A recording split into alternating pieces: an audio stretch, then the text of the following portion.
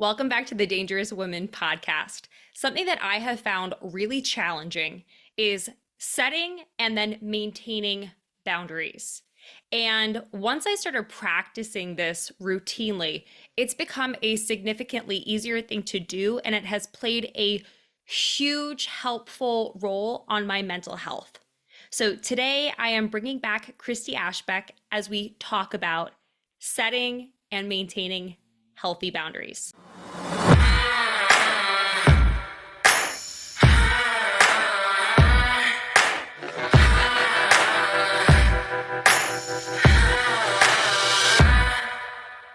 Welcome to the Dangerous Women podcast, where the intersection of fierceness and femininity fuels empowerment. Our goal is to provide women with insights to unleash their power. Grounded in the 7 principles of self-confidence, we guide women to embrace their duality, delicate as a flower, yet powerful as a bomb. I'm your host, Colleen Conlon, inviting you to join me as we explore topics on health and wellness, empowering you to embody the essence of your dangerous woman.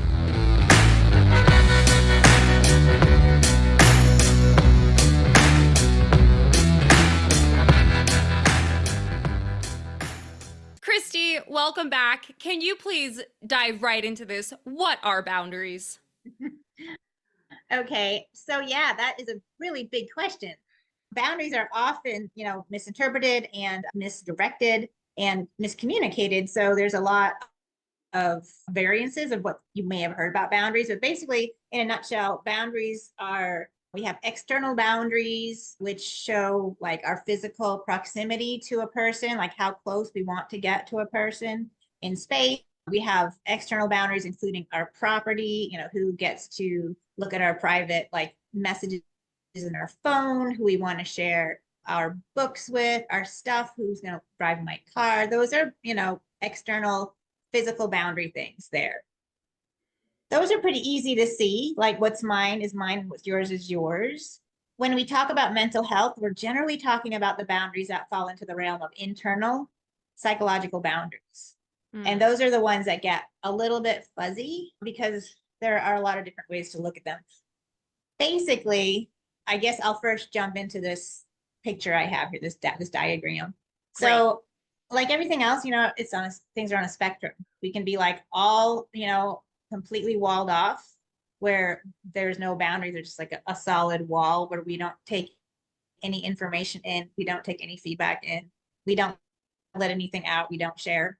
Okay. On the opposite end of that is like a boundaryless perspective intellectually where you might overshare. And Christy, if it's okay, I'm going to pause you for just 1 second. For those of you who are just listening to the audio right now, we have this sheet up in front of us. We have a big circle in the center that says health, and then all the way to the right side, we see boundaryless. All the way to the opposite side, we see walled off. Up above, protected and connected, and below, protected, not connected. And on the other side, connected, not protected. If you can, this is definitely a great episode to look at the video for, so you can find that on YouTube. Christy, can you please continue? Absolutely, yes. And so on the other end of the spectrum, that is not the walled off part where we keep everything in and we take, nothing in to receive it, is the boundaryless side where we take everything in. We take everything that somebody says personally, and we also share too much information out the other direction where we might offend somebody. Perfect health is in the middle, right? In between. I can decide what I want to take in and what I want to do with that. And I can contain myself and consider what I'm going to say and how it's going to land on the person in front of me. What if it doesn't land the way you want it to land? Yeah, so if you have, this comes up a lot, we're talking about our psychological boundary. It's kind of like how we protect ourselves and how we express ourselves.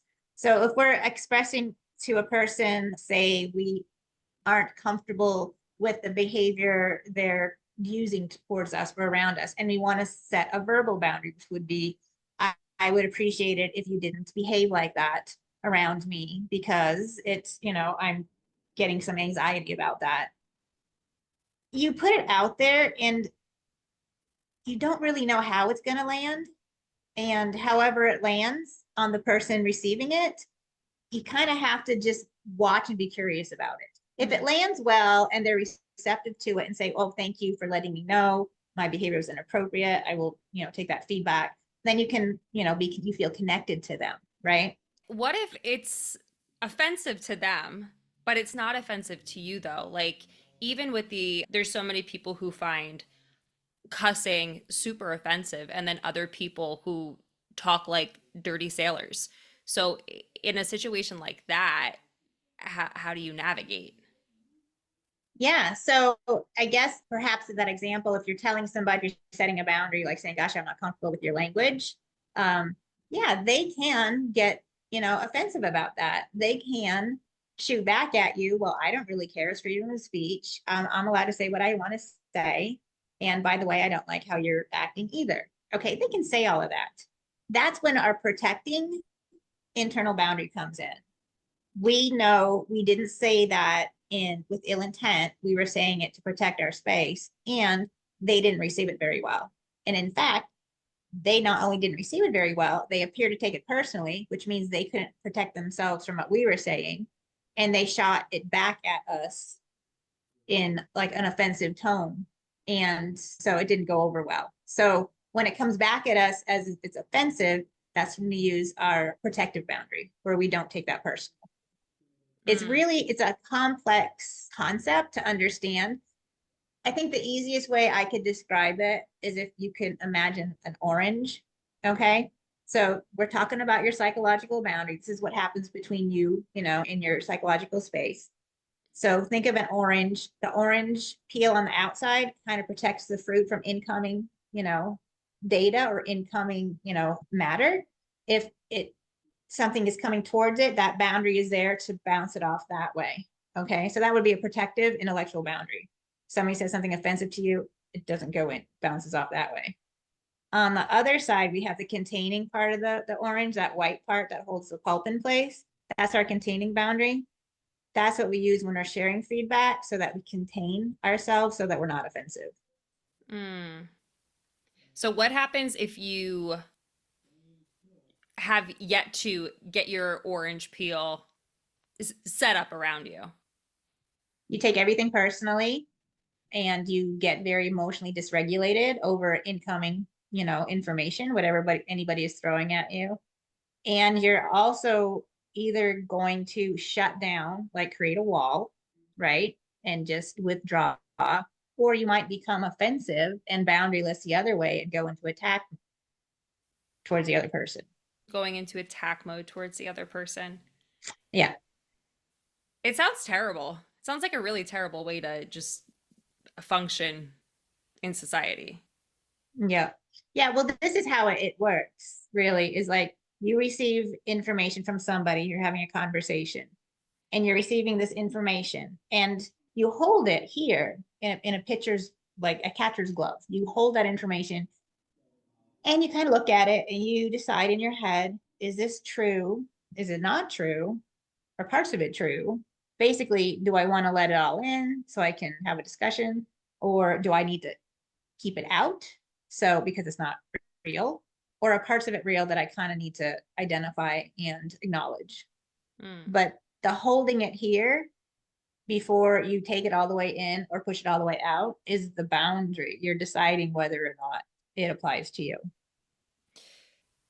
So, for somebody who has yet to put boundaries up, they're boundary less, how do they start to make that shift into actually understanding what it is to put a boundary up? Yeah. So you have to know that you're taking things too personally, and your emotions are pretty much based on what somebody else or what other people are telling you or saying to you or about you.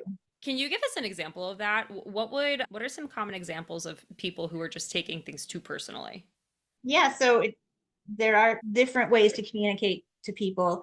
Some, I guess, in a like an abusive environment, people would talk to each other with a lot of hostility and anger and blaming and judgment and criticism. And if a person doesn't have a healthy intellectual boundary, they're going to let that in, and they're going to become emotionally dysregulated. maybe angry, maybe very sad, and they are not going to be able to really respond effectively because they're going to be in emotional distress state. So how do we fix that? So the first thing is noticing you're in the emotionally distressed time and time again. And Mm, then you start realizing that's not me. That's kind of like their opinion.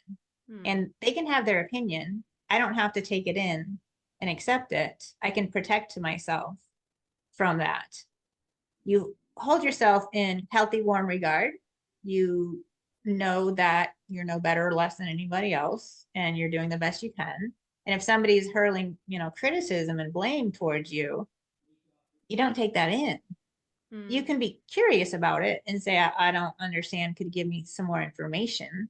And then have a discussion about it. But if the person continues to criticize and blame and raise their emotion, you can walk away or set a boundary and say, I can't talk to you when you're in that state. It's really hard to listen to you when you're so loud. Can you please lower your voice so I can hear you? Mm. So boundaries have everything to do with protecting yourself and containing yourself, as well as letting your boundaries be known verbally. So you have to let people know you just, crossed a boundary here. This is where it is, and this is why I have it. And so they can honor it. Because nobody's a mind reader. Nobody has any idea if That's right. if this is really, being taken in an offensive way or if it's not. To an extent, I mean, I would think most people understand, like, is this gonna, be kind of a wild comment to make? This might be like when Know Your Crowd comes in, but what happens if you end up realizing somebody's not treating me the way I want to be treated, and you're trying to instill a boundary and you're verbally communicating that, and it's not received very well because you've never had one before? Yeah. So that's the deal. It's like you can make a request to another person to do something different so that it's easier for you to be with them. But it's up to them to decide if they want to say yes or no, or maybe sometimes, but not always. Hmm. So you can't control anybody else's behavior or emotions or what they're going to say to you, which brings you to the other part of the boundary list side. There are people who are chronic offenders and abusers who are boundaryless and trying to control somebody else on the outside. What happens when you try to control people? Yeah, so depending on your self-esteem, if you have a healthy boundary and you realize somebody's coming at you to control you, you can just say, yeah, no, I'm not going to take that in. If they're reasonable, I'll have a discussion. If they're not, I'm not going to.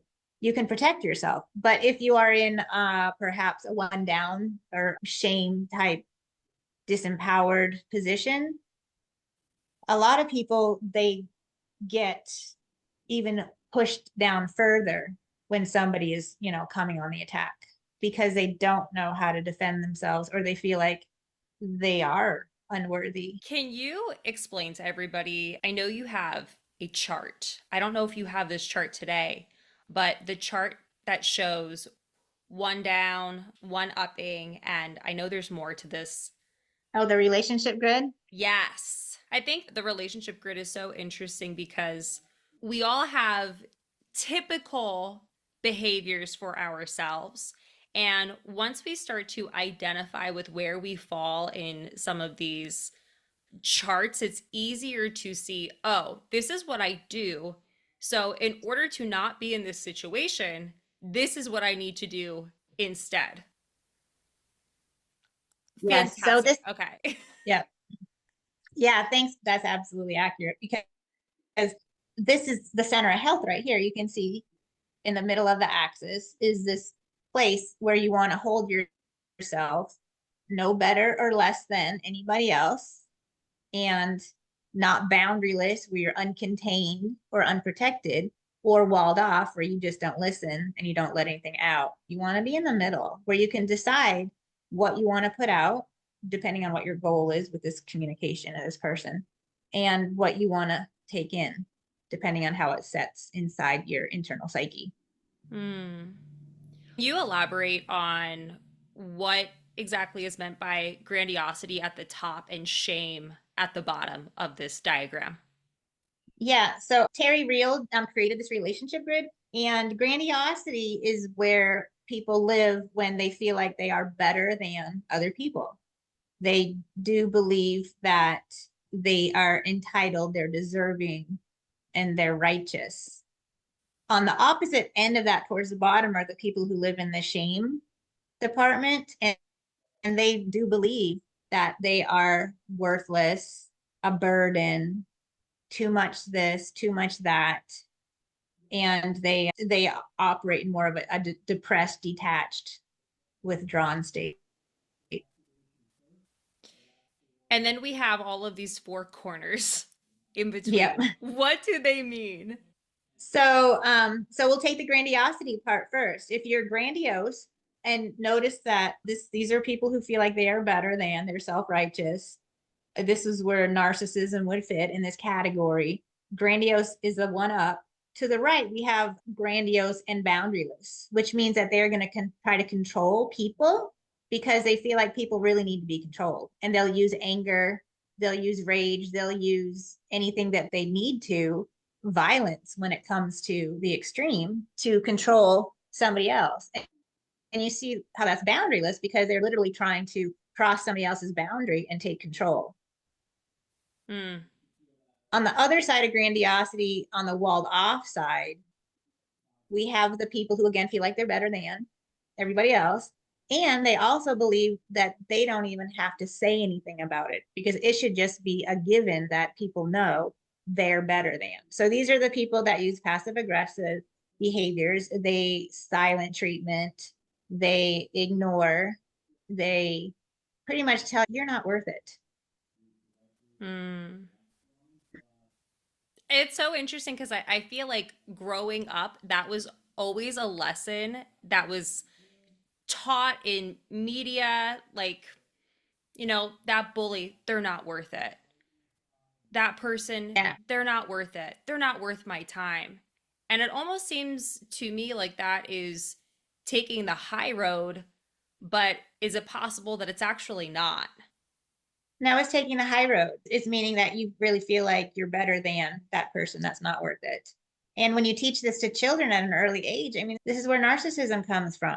These are the falsely empowered children that parents bring them up that they can do no wrong. They are amazing. It's not their fault. We're just better than the rest of those people down there.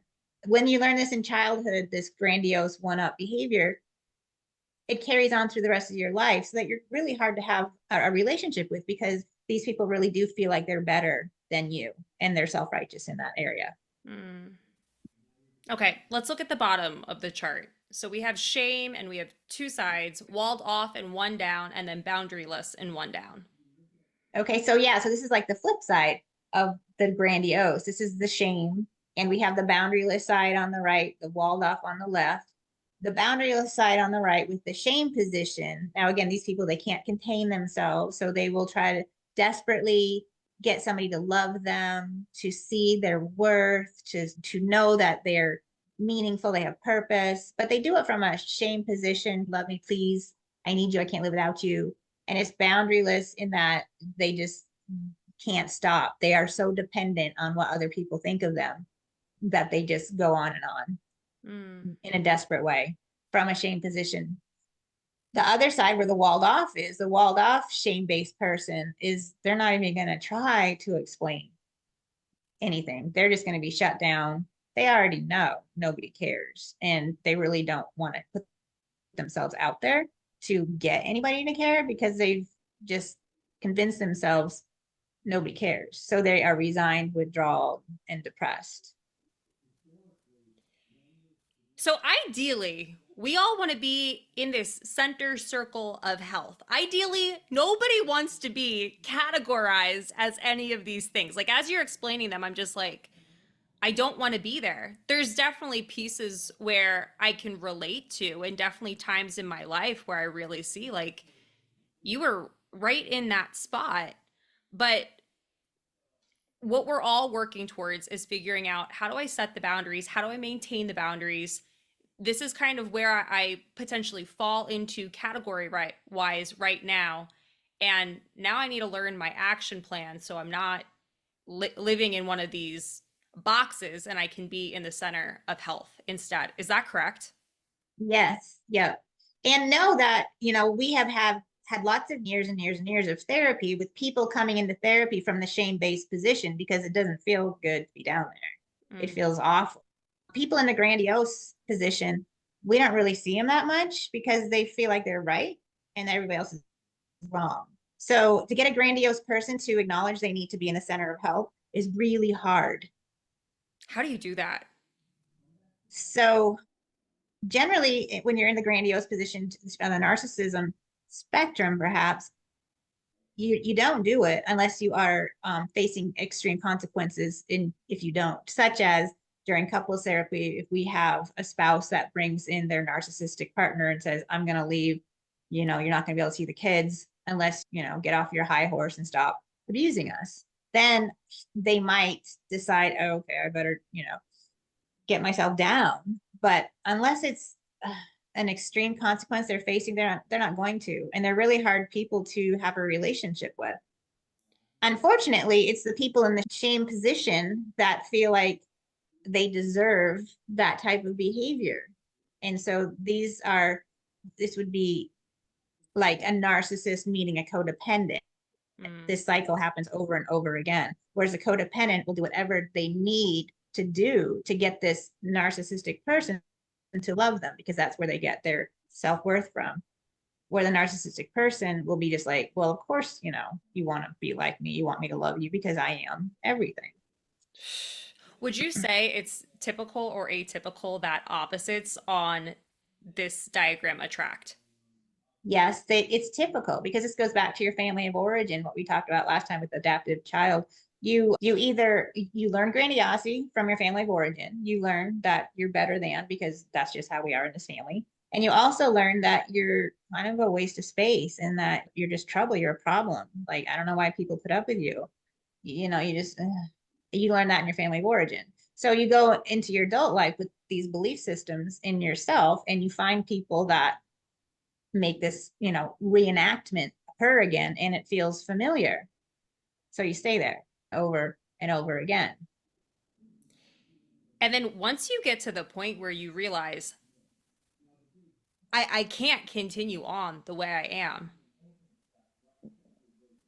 what do we do to set that initial boundary? And you brought up consequences earlier, and I want to make sure we don't forget to talk about how important it is to have consequences for people's behaviors when boundaries are broken, because we need them to learn. We need them for, can we just dive right there? Why do we need Sure. consequences in regards to So boundaries? so say the hypothetical couple that comes into therapy and you have a grandiose partner and then one in the shame down position. Well, the shame based person has been going to therapy and learning that they shouldn't have to tolerate this poor behavior from their grandiose partner. So the shame based partner would learn how to set a boundary by telling their grandiose partner, when I notice that you speak to me in that tone, I make up that you don't think I'm important, that I don't matter, and I feel terrible about that. Therefore, I would appreciate it if you would learn to speak in a more respectful tone.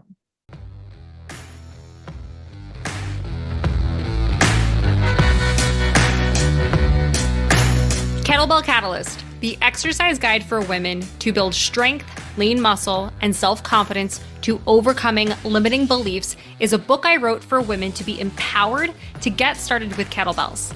In this book, not only will you learn the 101 details of hardstyle kettlebell technique, but you will also meet lots of women who were brave enough to try using kettlebells and hear how they transformed both physically and mentally. To buy your copy, visit Amazon or Barnes & Noble today.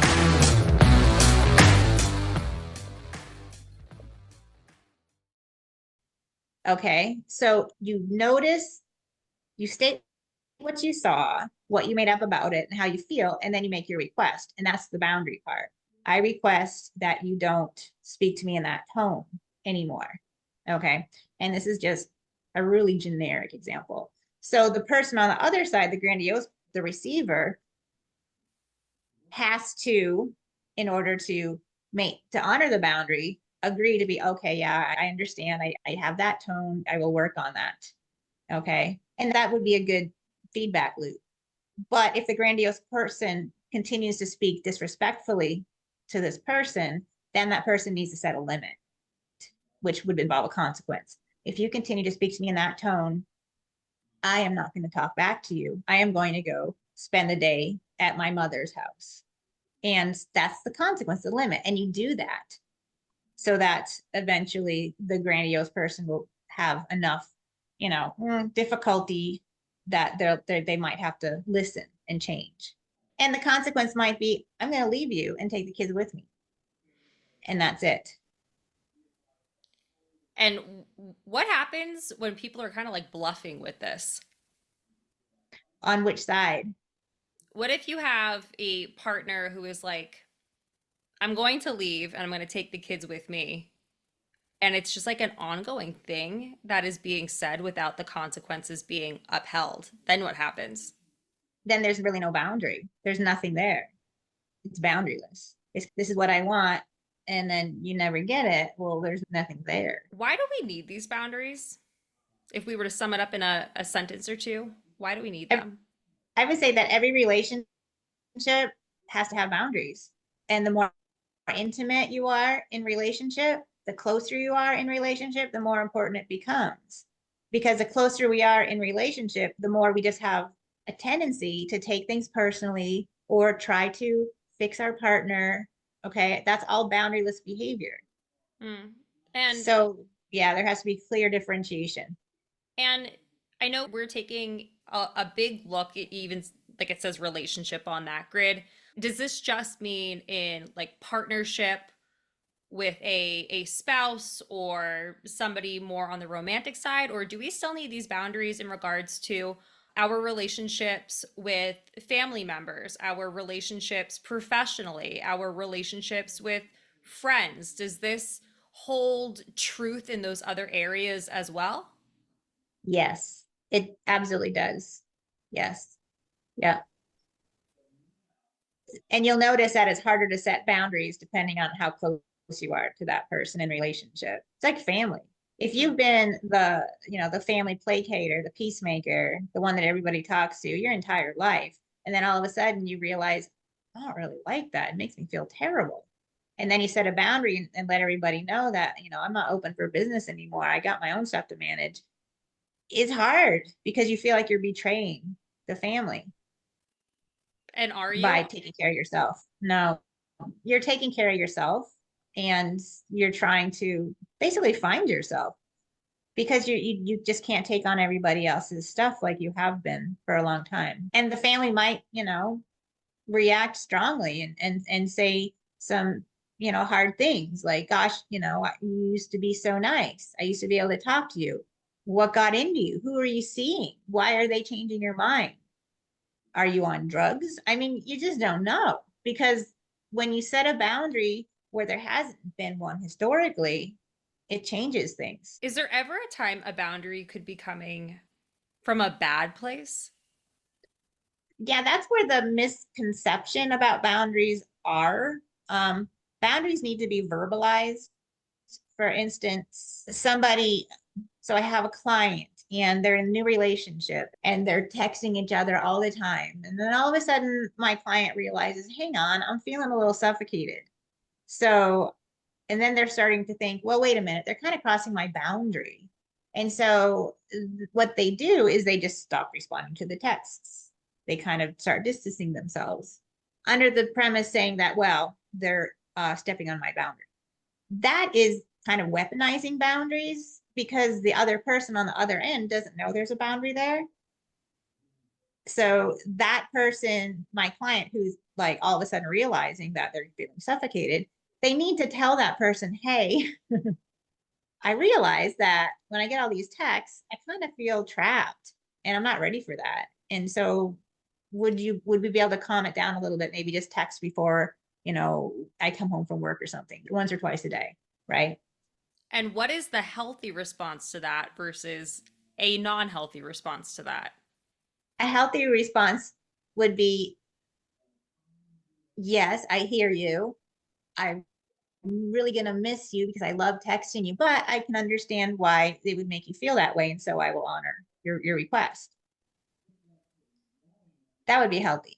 An Okay. unhealthy way would be complaining and arguing and defending and telling the person, well, what happened? You made me feel like, this was something that we both wanted to do. You'd start guilt tripping and manipulating. Mm. Is there ever a healthy time to guilt or manipulate? No, Okay. there's not. And I'll also say that when you feel there's an acronym FOG, FOG, we use when you're around a person and you feel fear, obligation, or guilt, be really curious about that because those are big signs that you're being manipulated and they're crossing your boundary. Is it possible that if you're feeling that way, it's coming from the person, or is it possible that it could be coming from you? Yeah, so it would be coming from you in that situation. Just, families, they want you to go out of your way to help, your sibling move across the country and you don't really want to, but they're guilt tripping you. And that's not, that's like they're kind of invading your intellectual space and making you feel bad for being so selfish. So it happens. Hmm. And if you're noticing that you're feeling guilty because you would like to say no, but you can't, that's where you need to set a boundary and protect yourself and say, well, that's not a good weekend for me. Or that's just not a good time. And leave it at that. And I would imagine that could be really hard for people at times, especially if you've been boundaryless in the past and you've never said no to your family. Yeah. And it's hard on the relationship with anybody else you want to be with because they're going to notice that you're obligated to your family. They guilt trip you about doing this. And if you don't spend all the holidays, well, then. So it's really hard to be in partnership with somebody who doesn't have good boundaries with other people Why? because you just don't know if they have a boundary around the relationship and protecting the relationship primarily, or if that person is more about protecting outside the relationship, such as my family of origin or Mm. my coworkers or my drinking buddies or whatever. It just becomes almost like we're not really connected here. Like, Mm. where are we?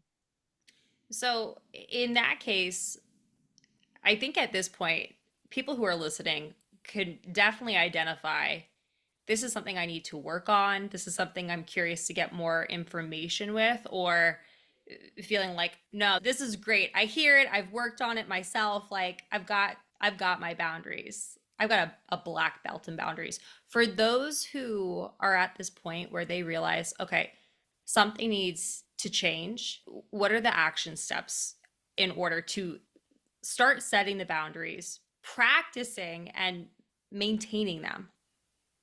Yeah. So you have to first notice that you're feeling like fear, obligation, or guilt when somebody's coming asking you something or demanding something of you.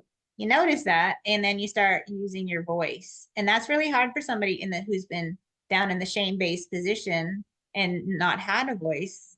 It's hard for them to practice using their voice and saying, I don't feel like doing that today. I'm going to do something different. And it feels really weird, but you keep doing it and it becomes over time easier as you go along. And you'll also notice that the more you use your voice and set those limits and those boundaries, that your self esteem is going to automatically start rising from the shame position into that center of help. Mm. Because now you know how to protect yourself as well as connect to others without feeling obligated or fearful of something might happen or manipulated or guilt. It sounds so simple when you say it all, observe, and then just start saying no and start doing things differently. In your experience working with clients who are beginning to set their boundaries, are there any common hiccups that come up where you might give them a tactic or a strategy to use to get back on the path? Yeah. So the hiccup will usually come in that the a receiver of the boundary doesn't respect the boundary. And they might get very angry that this person's trying to stand up for themselves and do something different. And so they might become fearful of this person because as they set their boundary and use their voice and set limits, the other person just gets angrier and more hostile and does all the things in that grandiose department, maybe silent treatment, wall them off, just blow them off completely, ignore them. They'll just do all their little tricks to try to get the person who's trying to figure out how to raise themselves up and say no to go back into that shame-based position so that they can maintain that norm of I'm in control and you're not.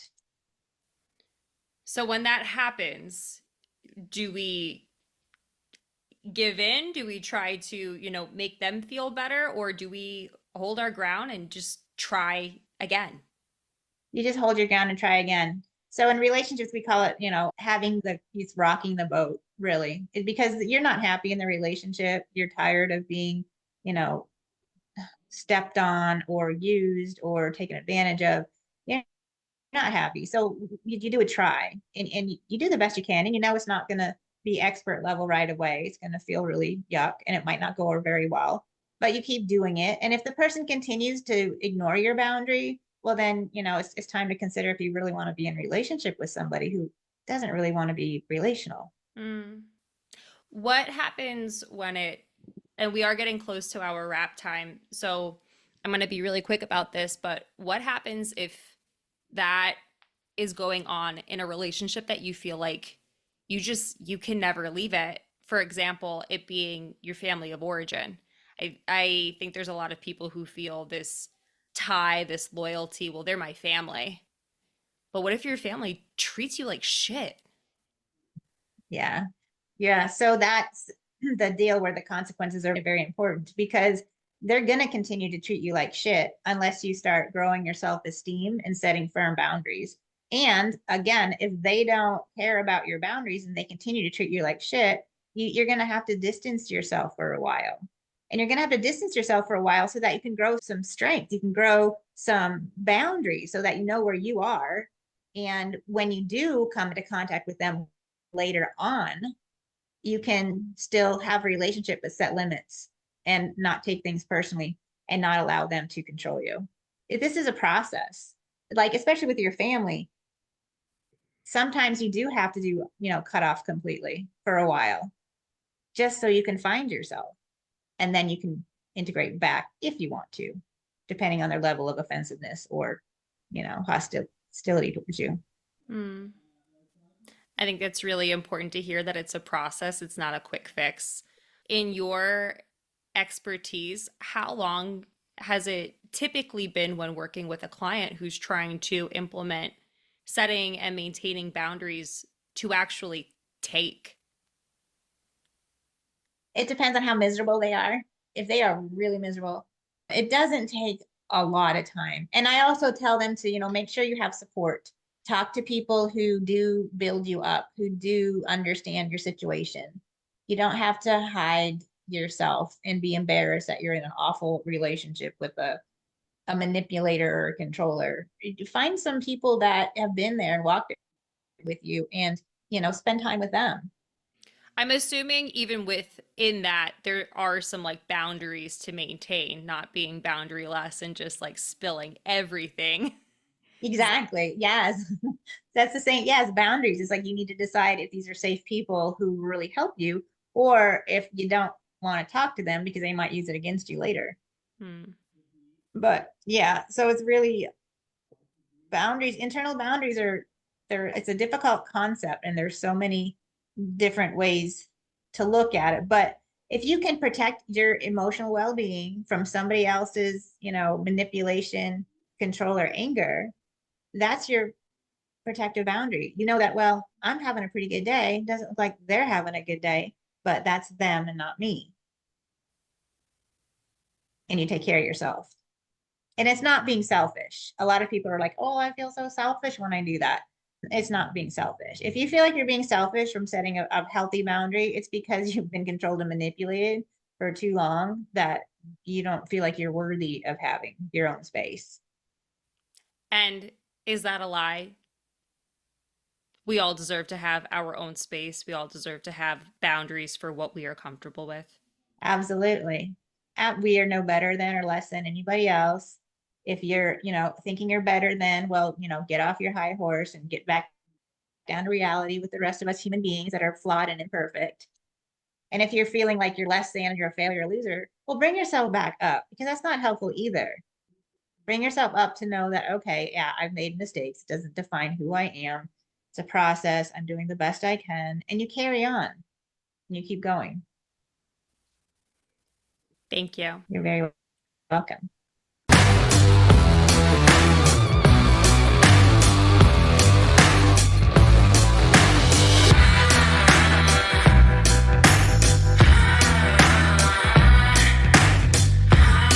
Thank you for listening to the Dangerous Women podcast. If you had any groundbreaking takeaways from today's episode, please tag us on social at the Dangerous Women podcast. To make sure you never miss an episode, subscribe below.